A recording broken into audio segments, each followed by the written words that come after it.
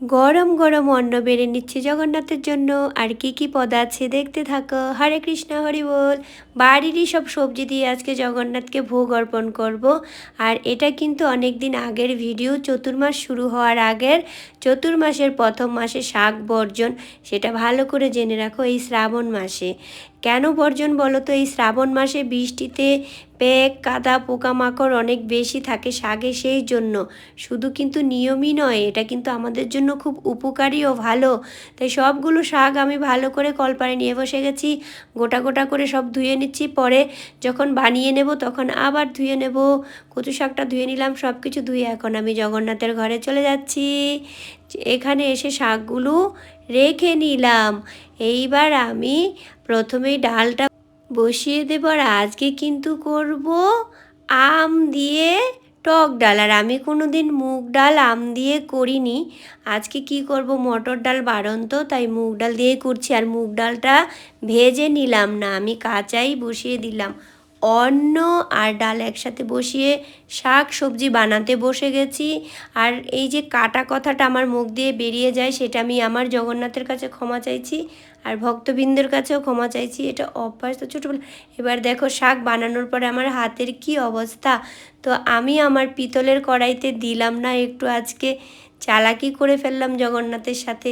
মনে হলো যদি কড়াইটা কিছু হয়ে যায় কচু শাকের কষে, তাই আমার একটা স্টিলের কড়াই ছিল, সেটাতে বসিয়ে পুঁই শাকটা বানিয়ে নিচ্ছি। পাতাটা আগে ছাড়িয়ে নিচ্ছি আর ডাঁটাগুলো পরে ছাড়াবো। পুঁই শাক, মিষ্টি কুমড়, আরও নানান রকম সবজি দিয়ে একটা সবজি হবে, নারিকেল দিয়ে কচু বাটা হবে, আর যে কচু শাকটা হবে সেটা দেখতে থাকো। আমি চলে যাচ্ছি কিন্তু লেবু পাতা আনতে। শাকে লেবু দেব, শাকে লেবু পাতাও দেব। অন্নটা আমার হয়ে গেছে, অন্নটা এবার ঝরা দিয়ে নিচ্ছি। আর লেবু পাতা লেবু দিয়ে রান্না করার পর যে প্রসাদটা হয়েছিল, আমি জানি না কারা কারা আমার ভিডিওটা দেখছো, তারা যদি আমার বাড়ি আসো জগন্নাথালয়ে, তাহলে আমি তোমাদেরকে করে খাওয়াবো। দেখবে যে কি একটা অসাধারণ প্রসাদ। চাইনিজ বলো, 5 স্টার হোটেল বলো, সব ফেল। এইরকম একটা ন্যাচারাল স্বাদ এই কচু শাকটা হয়েছিল। এইবার দেখো আমি জিরে, শুকনো লঙ্কা, তেজপাতা দিয়ে বসিয়ে দিয়েছিলাম কচু শাকটা। এদিকে ডালটা ঘুটে নিচ্ছি। ডালটাতে এবার কচু শাকে কিন্তু নারিকেলের কোড়া দিচ্ছি, তারপরে লেবু পাতা দেব। লেবু একদম নামানোর আগে একটু ভাজা মশলা আর লেবুর রস দিয়ে নামাবো। এত অসাধারণ হয়েছিল, আমি তো মানে কচু শাকের ফ্যান হয়ে গেছি। দেখো এবার পাতাগুলো দিয়ে দিচ্ছি, এত সুন্দর একটি স্মেল হয়েছিল। মানে এই যে এবার রস দিয়ে দিচ্ছি, তোমরা এমন করে দেখো বাড়িতে, একেবারে স্বাদটাই পুরো চেঞ্জ।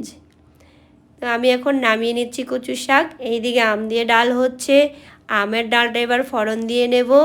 আজকে আর ওই ফোড়নের উপরে ডাল ঢেলে দেব না, ফোড়নটাই ডালের মধ্যে ঢেলে দেবো। আর আমি একটা কিনে এনেছি ফোড়ন দেওয়ার জিনিস, জগন্নাথের জন্য টুকটুক করে সব কিছু করে নেব।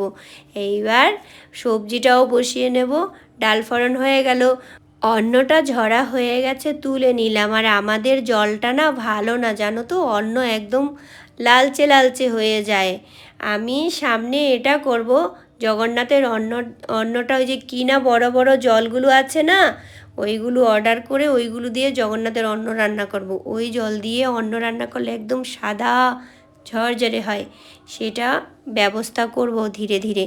তো আমি কিন্তু যে শক্ত শক্ত সবজিগুলো আছে, যেগুলো একটু টাইম লাগে করতে, সেইগুলো হয়ে যাওয়ার পরে আমি পুঁই শাকের পাতাটা দিয়ে দিলাম। আর একটু আমি ভাজা মশলা দিয়ে ধনে পাতা দিয়ে ওটা বন্ধ করে রেখেছি। এইবার কচু বাটাটা করে নিচ্ছি।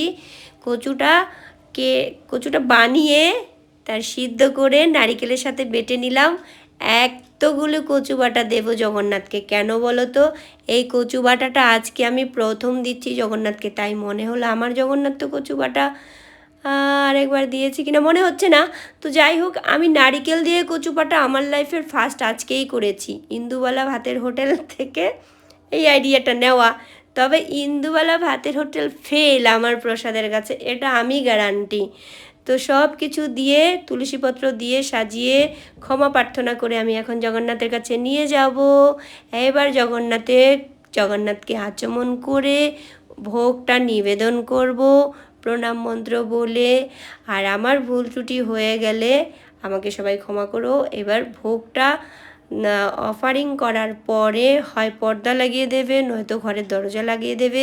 সবাই আমাকে ক্ষমা করো। হরে কৃষ্ণ হরি বল। ভালো থেকো সবাই।